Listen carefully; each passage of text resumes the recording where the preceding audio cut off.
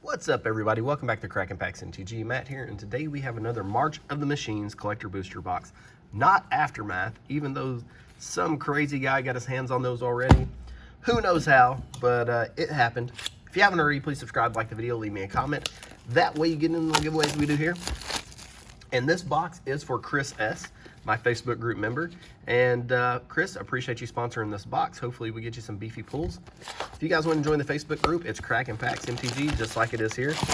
You can sponsor box openings. We do live pack breaks, the whole 9 yards in there. So stop by, say hi, and we're going to get to ripping here.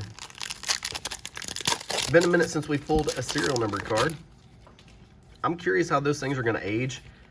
Because in the world of sports cards, out of 500 really isn't that rare. And I think as we progress through history and time with Magic, I think we'll notice the out of 500s just don't have the wow factor that you think they would.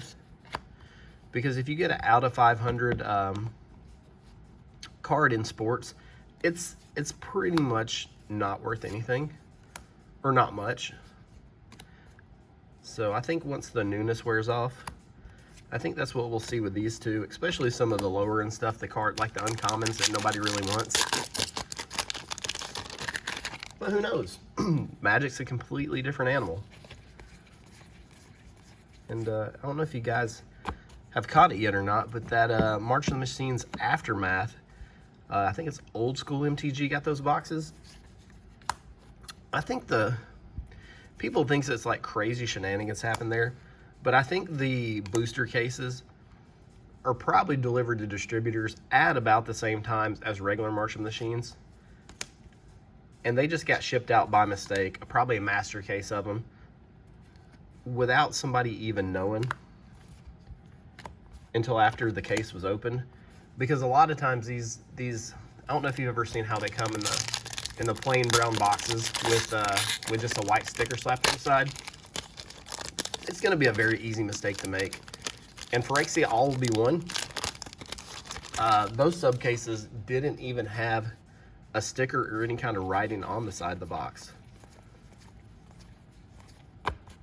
I'm not going to say there's nothing nefarious going on there, but like I said, very plausible mistake to happen, and that's probably, in my mind, what happened. Foil Emoti, for you guys that like to cascade. Jury Master of the Review Extended Foil, Kazla the Broken Halo, and a Yarak the Desecrator. Nice little mythic there. A lot of these M20 cards making an appearance, and a lot of the cards out of M20 starting to go up in value because a lot of these cards.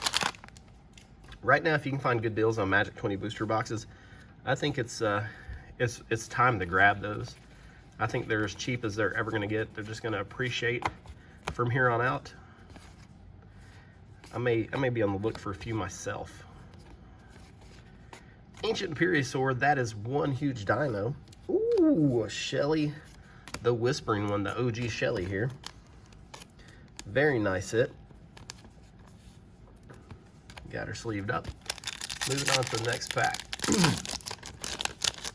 And from what I've seen on the March of the Machines Aftermath, I think I'm going to go really light on that. I will open some of it, but it's going to be a wait on Lord of the Rings for me kind of set. Lost Davidian's Talent. Got it back in play there. AR the Freezing Frame. Boonbringer Valkyrie. Oh, sheesh. These etched foils, they're real subtle in this set, and the artwork's done very, very well, and that's a really cool hit there. Etched foil Skittles. I'm going to say that's probably a harder card to hit than the showcase variants. Don't see maybe 1 or 2 etched foils in that last slot in these collector boosters. But we'll take it. Like that hit. Galta and Maverick. Phantom. Pylon. Fire Song and Sunspeaker. I think we're due for like a new treatment on these cards. I feel like we've been seeing a lot of the same treatments, like the stained glass, the etch, the borderless showcase stuff. I think I'm ready to see like a completely new looking Magic card, Or just go back to the old standards, you know? Quit throwing 1,000 different variants at us. Just let us play Magic, you know? Zimone Andina and a low glow neon Hirobi Deswell. So this set feels like it's going to age kind of like New Capenna did. In 2022, we had a big set to start the year with the Kamigawa Neon Dynasty, which was received with great fanfare. Ooh, Sword of Once and Future. And then shortly after, we got the New Capenna, which it stalled kind of right out of the gate. And if you look at it now, it's probably the cheapest collector box you can buy. It's even cheaper than AFR and Crimson Vow, which I don't think, that's a nice little halo foil, which I don't think is fair, because with the Triomes, Ledger Shredder, and a handful of other cards in there, I don't think it's that bad. It was just wrong place, wrong time kind of thing, and the theme of the set was kind of goofy too. But this March of the Machines kind of has the same feel. It was sandwiched between a couple big sets, and it was just kind of an afterthought. And I feel like a lot of sets are going to continue to be like that unless Wizards can find a way to make Standard relevant again, which I don't know. I don't know if that's possible in paper. Hopefully it is. I know a lot of people aren't fans of Standard, but I think a healthy Standard is good for the game all around. Good for the secondary market, good for the game store especially. I guess that could be argued, but I digress. Teferi's Talent, Nahiri's Warcrafting, Mora and Tashar, Dina, Quinde, Gimbal, and an Obosh. Hitting lots of these companions all of a sudden. We got 2 more packs for you.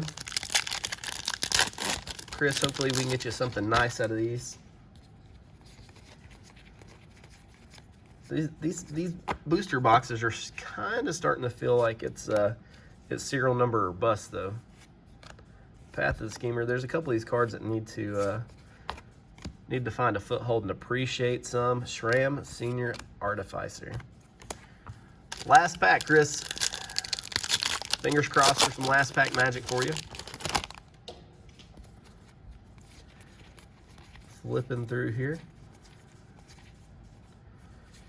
We got the Boonbringer, Ozolith, and the War Riders.